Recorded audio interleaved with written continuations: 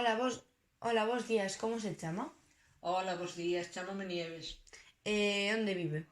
Pois vivo nunha parroquia que é a máis pequeniña do concello de Amoeiro, que somos como 20 veciños, máis ou menos.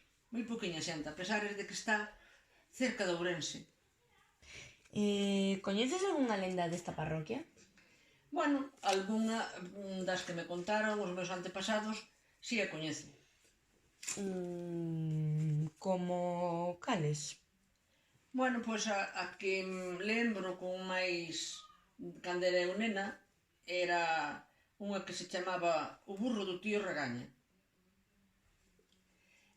Bueno, eso basábase en que unha vez había un home daqui do pobo que tiña un burro e levouno e atou nunha finga que tiña.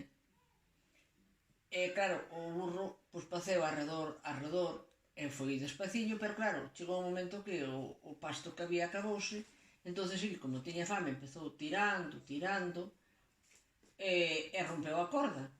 E ao lado había unha viña que estaba, bueno, abandonada porque daba moi pouco, entonces non lle facían moito caso.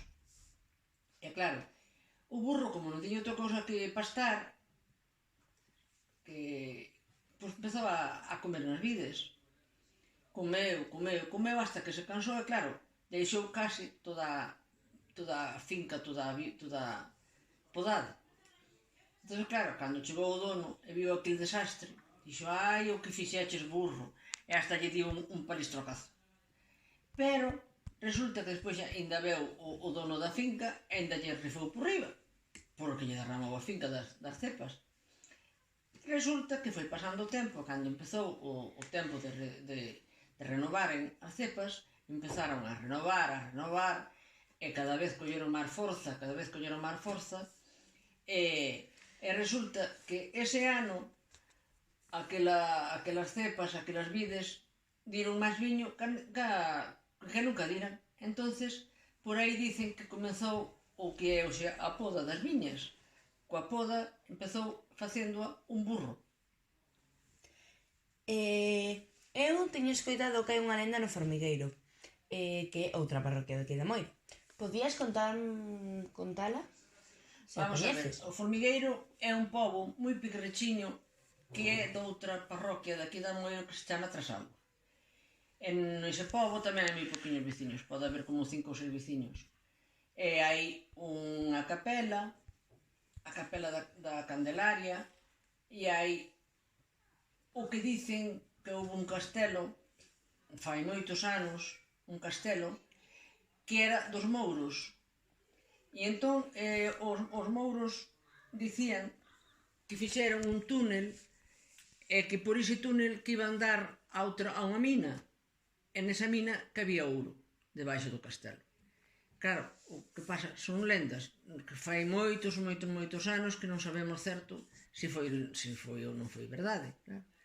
E bueno, na capela, a capela que dice da Candelaria, hai unha pedra con uns dibuxos que é un cabaliño, que por certo é o do Concello de Amoeiro, o escudo do Concello de Amoeiro, o cabaliño ese da capela do Formigueiro.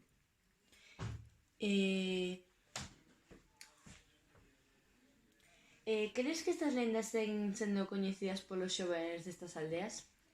Eu penso que agora que non, porque cada vez hai menos xóvenes pola despoboación.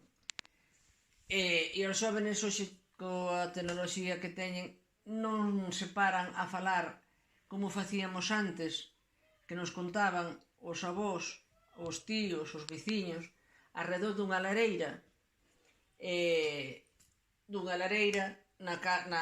no lume, o sea, na lareira, que había o lume e era onde facían a pota do caldo. E ali é onde nos contaban esas historias todas, que agora eso xa non existe. Ti crees que algunha destas lendas pasou de verdade ou son todas invencións para entreter aos xoves e a xente? Pois, non sei, podían ser as dúas cousas. Pero, bueno, eu penso que, ao mellor, unha base tuveron. unha base tuveron ou foron certamente fiables algunhas cousas.